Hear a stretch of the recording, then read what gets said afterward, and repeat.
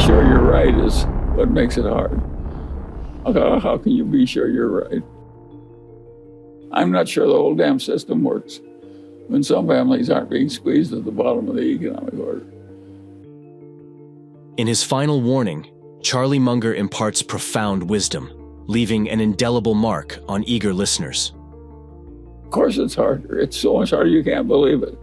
The people that have found it harder are the people that made Warren so rich. Ben Graham and his colleague Dodd in a damn adjunct course at Columbia. What Ben Graham did that was so interesting is that he taught that you should find a few good things and stay with them for a very long time. Reflecting on a lifetime, Munger shares invaluable experiences, offering a poignant journey through the lens of his remarkable life. He did that for like 40 or 50 years in a little investment partnership with incentives and so on. And his investors, who are by and large not very rich, did very well with him. After he got his share, they got a good cut that was higher than what other people got after fees. So he delivered a valuable product. It could be a lousy business, but they were cheap enough, they're still all right if they had enough assets per share. So you're getting at least twice as many assets as you were paying for. We wised up over time. We got into better and better companies, and we understood more and more of the bad things that could happen to you and how easy they could creep in.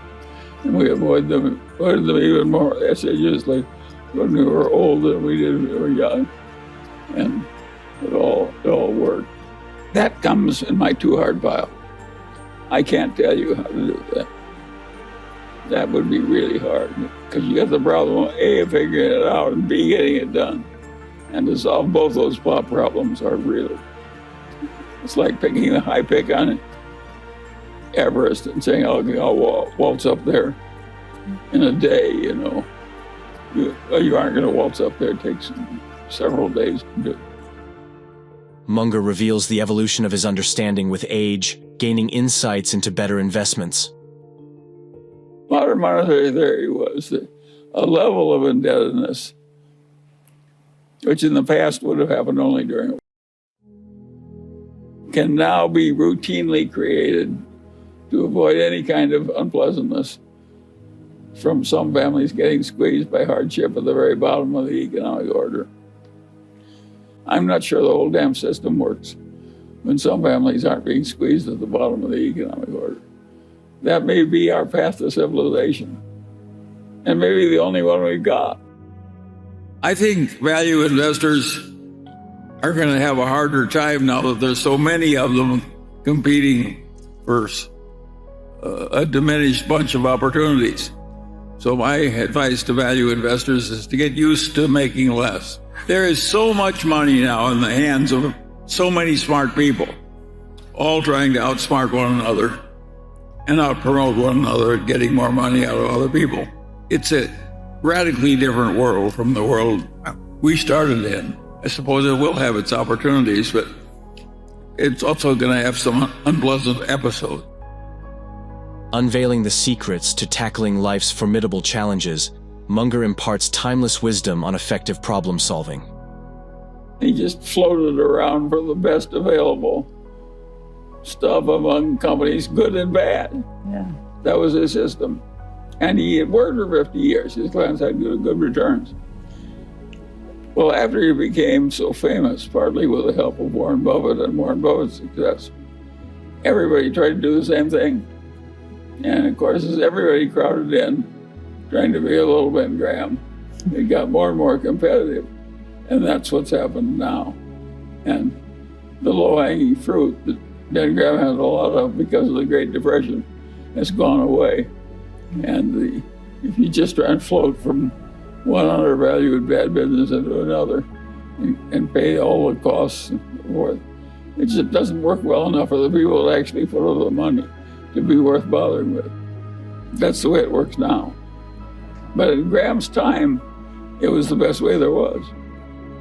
In a riveting discussion, Munger delves into the intricate landscape of monetary theory, sharing his unique perspectives. so many hundreds of billions in Berkshire. I did not anticipate when Warren and I were starting with our little piddly start that we'd ever get to 100 billion, much less several hundred billion. It was an amazing occurrence. What happened that you didn't anticipate? What led to that success? Well, we got a little less crazy than most people, and a little less stupid than most people, and that really helped us. Then in addition, we were given as much longer time to run than most people because something kept us alive into our 90s. And it gave us a long track from our little piddling start all the way to the 90s. We have $160 billion in cash, plus a great credit rating we deserve. And who in the hell has that? Not very many. But what it's going to be, I can't tell you, because it doesn't matter how good it is. We're of a size now where too small just doesn't move the needle very much. So we need something big to come along and use up all our cash and some borrowing. But who's more likely to find something than a guy who has $160 billion in cash, plus a long history of buying bargains? I don't think it's hopeless. It may have to be done by some different people. You know that the next time we may not be able just to squeeze a little more lemon juice out of the old lemons. We may have to squeeze some new lemons, meaning new people may have to make the decisions. But who can make them better than somebody that has watched the early process all through all those years and seen how well it works, and who starts with a little legacy of $160 billion of cash? Munger, a revered figure in the investment world, offers indispensable advice for value investors, guiding them through financial complexities. The main trick that Berkshire shows is the power of what I call the Wooden effect. And Wooden was the most famous basketball coach of the whole era. And you figure out what the hell he really did, which of course, somebody like Warren and me, we just automatically do it. He concentrated about 90% of the playing time in 7 players. And everybody else was just a sparring partner for the people. And that turned out a great system for winning at basketball because you identified your best player and concentrated so much of the playing time on your best player. And more playing creates better. So he concentrated all his playing time on his best players. Simple idea. That's what Berkshire did. Munger warns against pitfalls in competitive landscapes, cautioning against the rush towards similar objectives. Well, of course, that's a lot of fun. What was interesting about Berkshire's history is what turned the first $300 million of Berkshire net worth into the first $3 billion of Berkshire net worth. What was it? And it was blue chip, stamps, and See's Candy, and the Buffalo News newspaper, and the early insurance operations under Ajit Jain when he came to us. And so everything worked at once. And we made these unholy profits out of these fiddling businesses that weren't that good. And it was a very remarkable thing. And there was some luck involved. The enigma behind Charlie and Warren Buffett's success is unraveled, revealing hidden elements that propelled them to financial peaks.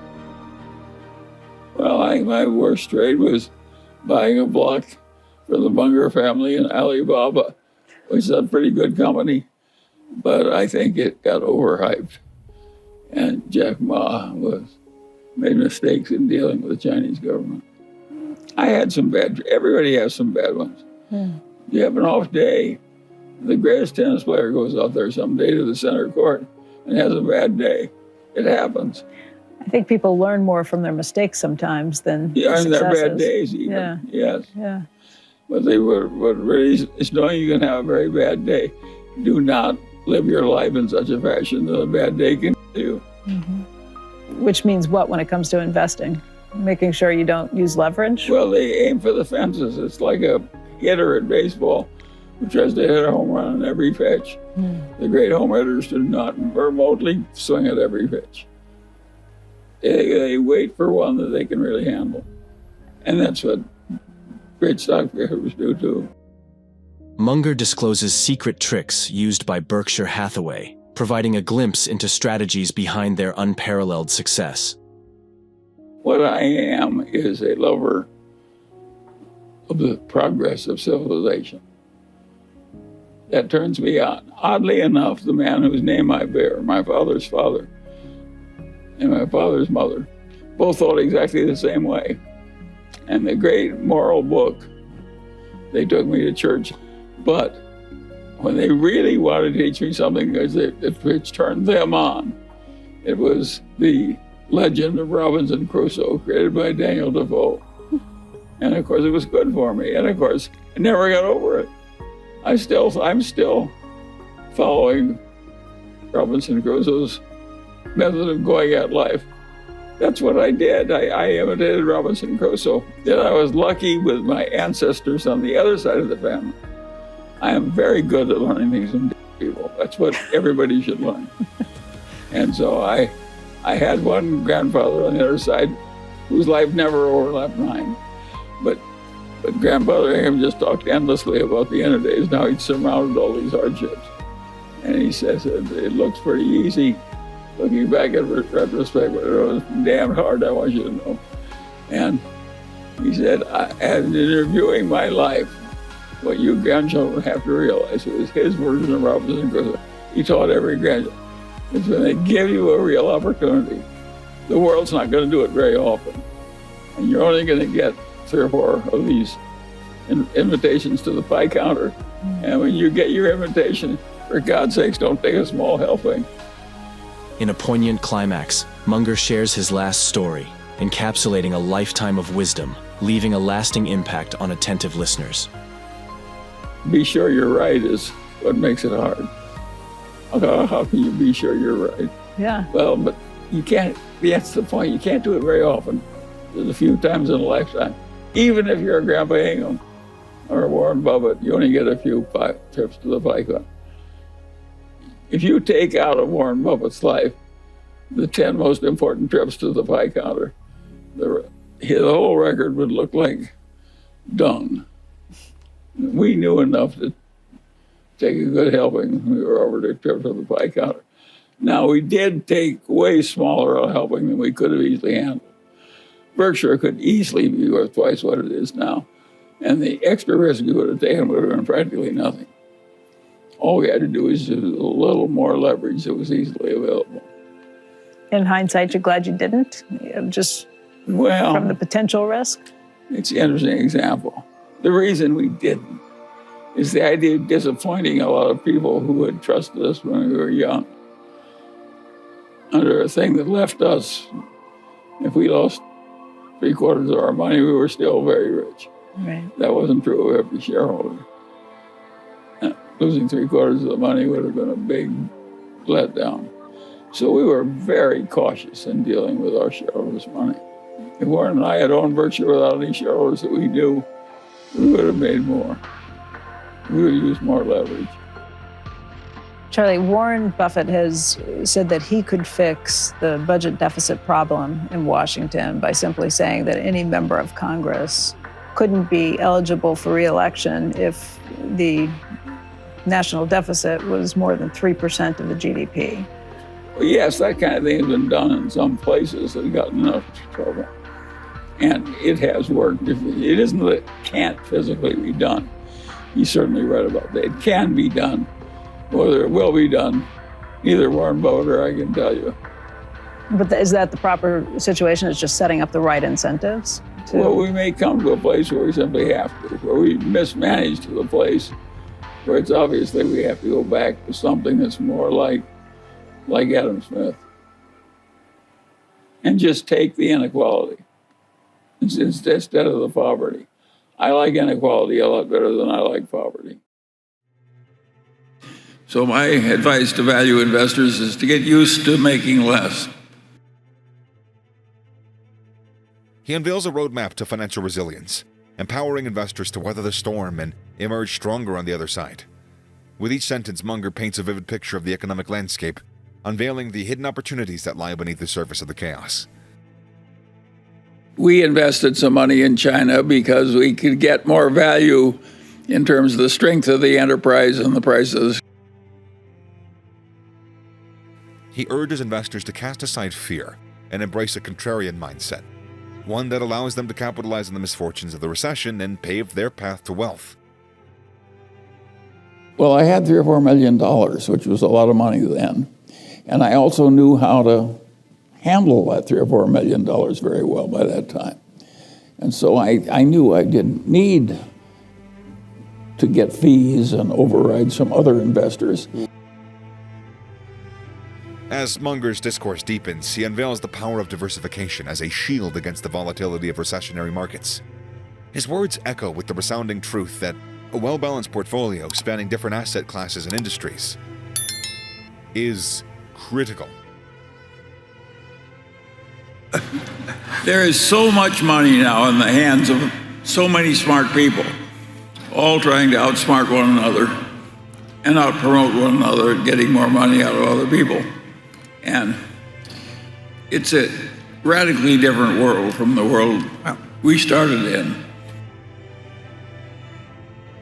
He encourages investors to become voracious learners, armed with a deep understanding of the companies and the industries that they invest in, enabling them to make informed decisions that defy the whims of recession. So, why is it that people can't think clearly about investing or decisions in their lives? Well, they don't think very well about sex or gambling either. The standard human condition is a lot of miscognition. And I found that when you got into things like the 74-75 crunch, which was the worst since the 30s, I didn't suffer. I knew everything was going to work out. But the quoted prices of these things really went down to ridiculous. And there are ways to make hay of that, or? Yes, you can take advantage of other people. You can improve your own life by eliminating your miscognitions. One of the inane things that's taught in modern university education is that a vast diversification is absolutely mandatory in investing in common stocks. That is an insane idea. It's not that easy to have a vast plethora of good opportunities that are easily identified. And if you've only got 3, I'd rather be in my best ideas instead of my worst. And now, some people can't tell their best ideas from their worst, and in the act of deciding that an investment already is good, they get to thinking it's better than it is.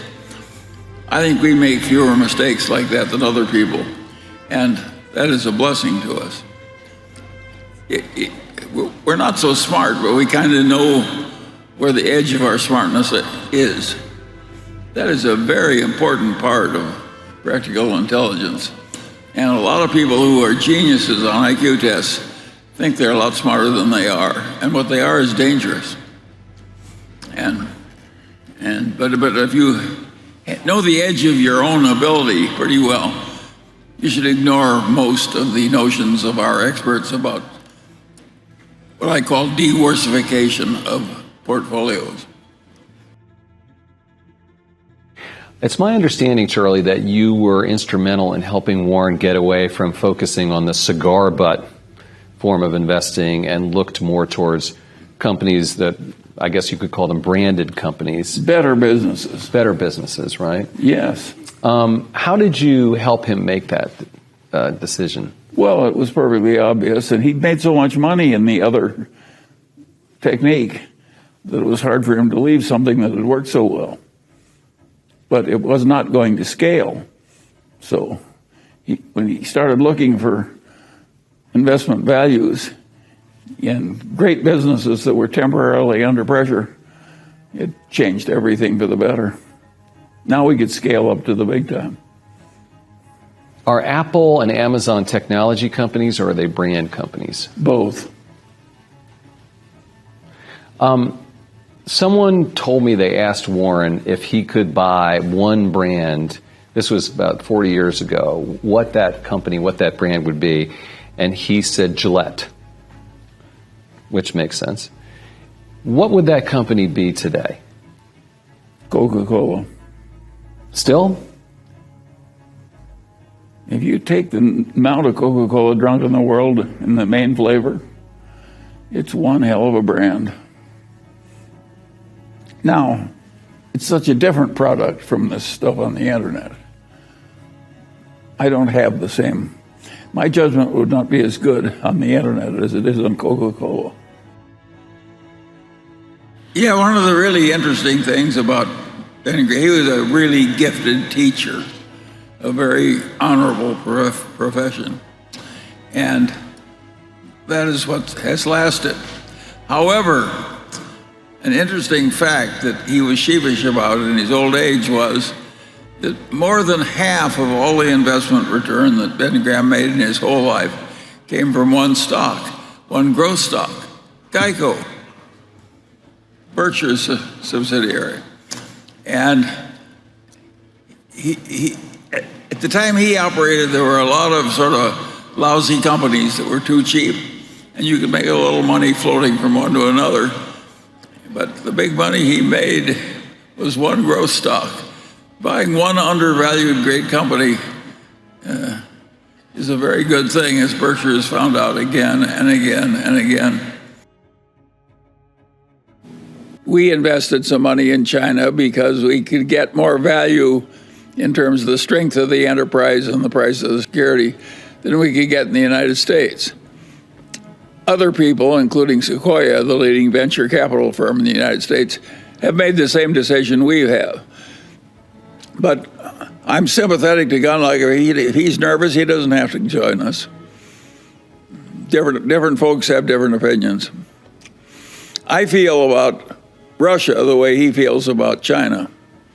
I don't invest in Russia, so I can't criticize Gunliker's point of view. It's just I reach a different conclusion.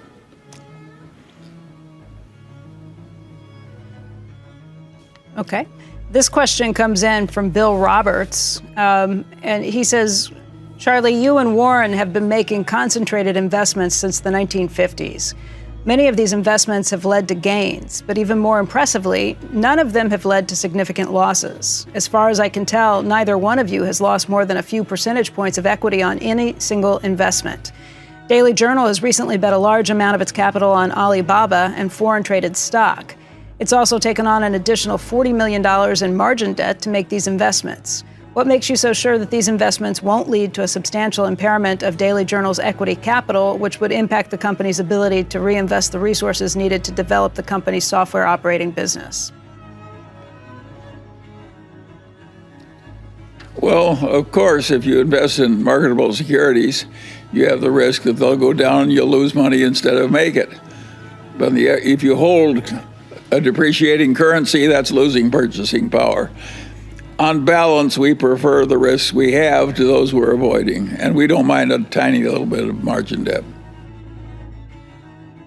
Well, it's so simple to spend less than you earn and invest shrewdly and avoid toxic people and toxic activities and try and keep learning all your life, et cetera, and do a lot of deferred gratification because you prefer life that way. And if you do all those things, you are almost certain to succeed. And if you don't, you're going to need a lot of luck. And you don't want to need a lot of luck. You want to go into a game where you're very likely to win without having any unusual luck. I'd add one more thought, too. You need to know how people can manipulate other people, and you need to resist the temptation to do it yourself. Oh, yes, the toxic people who are trying to fool you or lie to you, who aren't reliable in meeting their commitments. The great lesson of life is get them the hell out of your life. Yeah. And do it fast.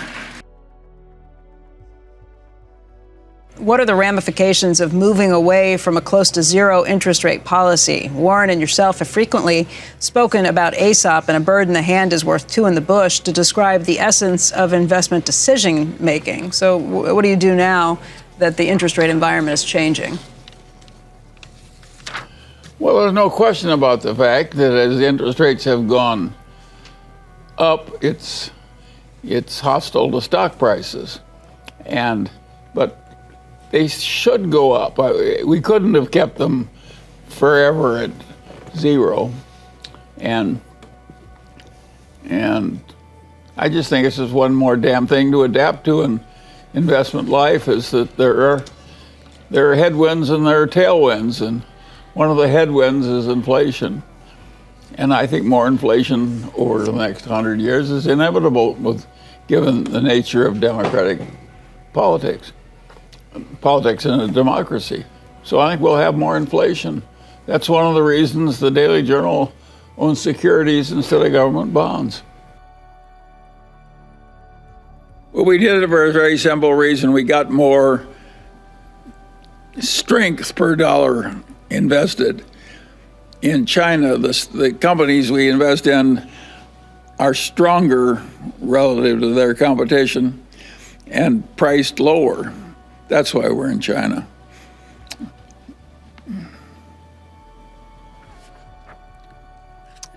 This one came in from Wasim. He said, although the financials seem strong, do the political pressures from the Chinese government worry you at all?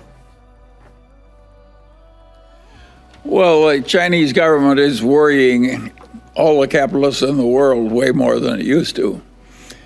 And of course we don't like that. And we wish that China and the United States got along better. And if you stop to think about it, think of how massively stupid both China and the United States have been to allow the existing tensions to arise. What bad is ever going to happen to China or the United States if we two are close? If we make good friends out of the Chinese and vice versa, who in the hell is ever going to bother us?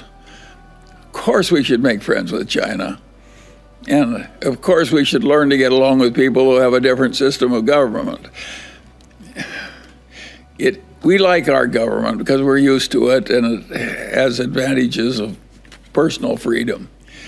China could never have handled its life with a government like ours. They wouldn't be in the position they're in. They had to prevent 500 million or 600 million people from being born in China. Charlie, another question comes in from Chris Freed of Philadelphia, Pennsylvania. He says, you've recommended the use of an index fund for the average investor. As these index funds continue to expand in size, their influence on corporate boards and ultimately management is ever increasing. This concentration of voting in the hands of a few index funds is alarming to me. Do you see this concentration as alarming as well? And what reforms would you suggest to address that issue? Well, of course it's a very serious issue because it's an enormous amount of power. And for a while, all these index funds got the feeling they were suddenly made godlike to clean up the world. But Vanguard has retreated from that policy, and I think wisely so. And I have some hope that Larry Fink will follow. I don't think it's smart for these index funds to try and influence the policy and politics of the country just because they're an index fund. I think they should be satisfied to eliminate some of the folly from investment management and do a better job for their clients, which I think they do very well. And I think they should be pleased with that and not try and run the whole damn country as a matter of corporate governance. I have no feeling that anybody at Vanguard or Larry Fink's operation has any special genius at how American corporations ought to be run. And to the extent they ask Berkshire to do this or that, I wish they'd stop. Ask Berkshire to do what? To follow their guidance? Anything. I'm just not interested in their views as to how Berkshire should behave.